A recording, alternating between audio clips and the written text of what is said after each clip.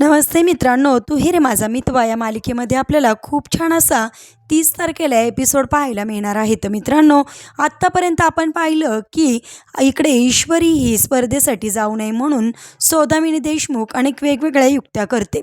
तसंच ती वडाची पूजा करायला जात असतानाच तिची गाडी मध्येच मुद्दामून अडवली जाते की काहीतरी कारण देऊन तिथेच गाडी थांबवली जाते. त्यानंतर ईश्वरी तेवढ्यातच हार मानत नाही, तर एवढ्या सगळ्या प्रसंगातून ईश्वरी मार्ग काढते आणि चक्क ती आर्नवबरोबर 7 फेरे घेऊन वडाची पूजा पूर्ण करताना आपल्याला दिसते.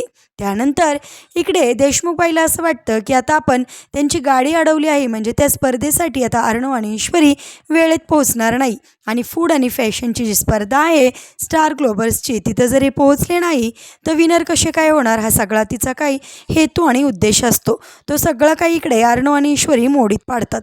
अर्णव आणि ईश्वरी त्या जंगलामधून भन्नाट असा मार्ग वाट काढत ज्या ठिकाणी स्पर्धा आहे स्टार ग्लोबल्सची फूड आणि फॅशनची, त्या ठिकाणी ऐनवेळी पोहोचतात आणि तिथे पोहोचल्यानंतर सगळे सेलिब्रिटी त्यांच्याकडं पाहायला लागतात.